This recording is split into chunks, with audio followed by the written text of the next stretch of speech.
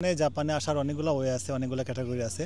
আমাদের বিশেষ করে বাংলাদেশিদের জন্য যে জিনিসগুলো খুব সহজে আসা যায় সেগুলোর মধ্যে হচ্ছে ল্যাঙ্গুয়েজ প্রোগ্রামে যদি কেউ আসতে চায় তাহলে তার কত টাকা খরচ হবে?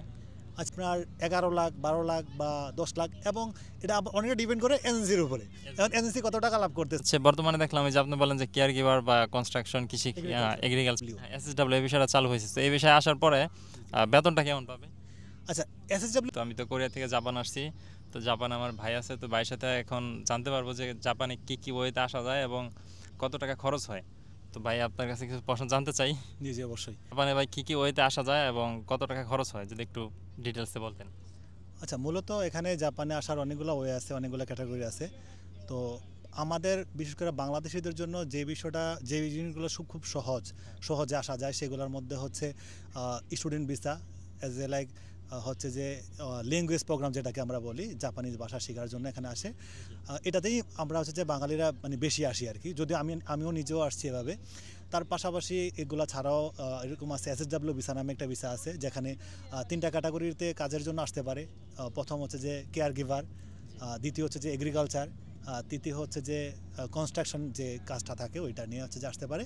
এগুলো হচ্ছে যে মূলত আমাদের বাঙালিরা এভাবে আসে। তাছাড়াও অনেকগুলো ক্যাটাগরি আছে, যেরকম হচ্ছে যে আপনার যে পিএইচডি করার জন্য এখানে আসতে পারে, যাদের অনার্স মাস্টার্স করা আছে। ইভেন আপনার ডিপেন্ড ভিসাতেও আসতে পারে। ইভেন হচ্ছে যে আপনার স্পাউস ভিসা, দেখা গেলো যে হাজব্যান্ড থাকলে ওই যে বউ নিয়ে আসতে পারে, অথবা বউ থাকলে হাজব্যান্ডে নিয়ে আসলো আর কি।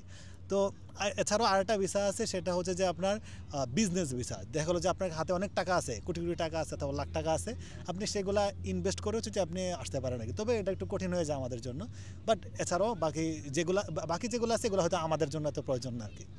আচ্ছা ভাই, আপনি প্রথমে বলেন যে ল্যাঙ্গুয়েজ প্রোগ্রামে, তো ল্যাঙ্গুয়েজ প্রোগ্রামে যদি কেউ আসতে চায় তাহলে তার কত টাকা খরচ হবে? আচ্ছা, ল্যাঙ্গুয়েজ প্রোগ্রামে আসতে চাইলে প্রথমত যে জিনিসটা লাগবে সেটা হচ্ছে যে অবশ্যই তার জাপানের যে ভাষার যে দক্ষতা, সেটাকে 5টা লেভেলে ভাগ করা হয়েছে ওরা। তো 5টা লেভেল থেকে অন্তত একটা লেভেল হচ্ছে যে শিখে আমাদেরকে হচ্ছে যে পরীক্ষা দিয়ে বিভিন্ন হচ্ছে যে সিস্টেমে, এজেন্সির মাধ্যমে হোক অথবা যেভাবে মাধ্যমে আসতে হয়। তো এটা কি N5 এভাবে? N5 লেভেল আর কি, যেটা হচ্ছে যে একদম শুরুর লেভেলটা আর কি। N5 লেভেল, N4 লেভেল এভাবে করে যায় আর কি ওদের লেভেলটা।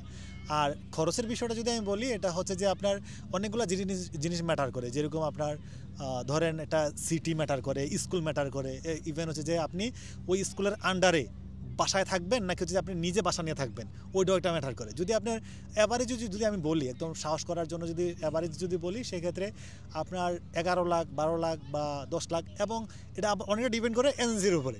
এখন এজেন্সি কত টাকা লাভ করতেছে এটার উপরে ডিপেন্ড করতেছে। তো আমি একটা অ্যাভারেজ বললাম আর কি, এর আশেপাশেই থাকে আর কি, কম বেশি থাকতেই পারে। এই 10 লাখ 11 লাখ এটা কি 2 বছরের জন্য? না, এটা হচ্ছে যে আপনার 1 বছরের জন্য। আপনি যখন 1 বছর হচ্ছে যে জন্য আসতেছেন, দেন হচ্ছে যে আপনার 1 বছর শেষ হওয়ার আগে হচ্ছে যে নেক্সট ইয়ারের জন্য হচ্ছে যে আপনার হচ্ছে প্রিপারেশন নিয়ে হচ্ছে যে টাকাটা আবার স্কুলে পে করতে হবে। আচ্ছা, আর ডিরেক্ট কি বা স্টুডেন্ট বিষয়ে আসা যায়? মানে ইন্টার শেষ করে ডিরেক্ট এখানে এসে অনার্স পড়বে, এভাবে হয়? অনার্সের সিস্টেমটা ওরা মানে এখানে নাই বললেই চলে আর কি। তবে অনার্স শেষ করে মাস্টার্স প্রোগ্রামে, এরপরে হচ্ছে যে পিএইচডি প্রোগ্রামে এখানে আসা যায়। আচ্ছা, আর হচ্ছে বর্তমানে দেখলাম যে আপনি বলেন যে কেয়ার গিভার বা কনস্ট্রাকশন, কৃষি, এগ্রিকালচার, এটা ওই যে এসডব্লিউ কি এসএসডব্লিউ এই বিষয়টা চালু হয়েছে। তো এই বিষয়ে আসার পরে বেতনটা কেমন পাবে?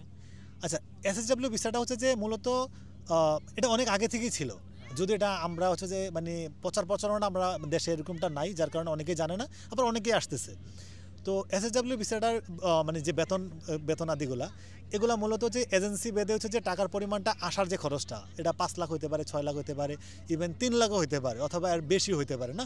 কিন্তু যখন সে আসলো এখানে আসার পরে যেই খরচটা, যে বেতনটা আসলে পাবে ওরা, ম্যাক্সিমাম অ্যাভারেজটা আমি বলি, এতে এগ্রিকালচার হোক অথবা কেয়ার গিভার হোক, এটা হচ্ছে যে অ্যাভারেজটা ধরেন আপনার বাংলাদেশি টাকা যদি আমি বলি যে 1,60,70,80,000 টাকার মতন হয়। 1,60,000, 1,70,000, 1,80,000 টাকার মতন অ্যাভারেজে হয়ে থাকে আর কি।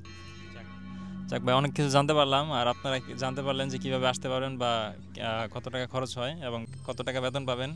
So that's it for today. আর ভাই আপনাকে অনেক থ্যাংক ইউ সো মাচ। আপনাকে অনেক ধন্যবাদ। আর যদি আরও কিছু জানার থাকে সেক্ষেত্রে আপনার পেজে যদি কেউ কমেন্ট করে অথবা আমাদেরকে সাথে যোগাযোগ করে। আমরা যদিও আমার কোনো এজেন্সি নাই অথবা আমি কোনো এজেন্সির লোকও না, জাস্ট আমি যতটুকু জানি ততটুকু শেয়ার করলাম, আর ততটুকু শেয়ার করবো ইনশাল্লাহ। তো আপনাদের আর কিছু জানা থাকলে আমাকে বলতে পারেন, আমি আবার বাইরের কাছ থেকে জেনে আপনাদেরকে জানার ট্রাই করবো। So that's it for today, see you next video, tata. ও আর এই ভিডিওটা হচ্ছে এখন জাপানের ওসাকা সিটির কোবে থেকে, কোবে তাই না? city। হ্যাঁ, কোবে সিটিতে।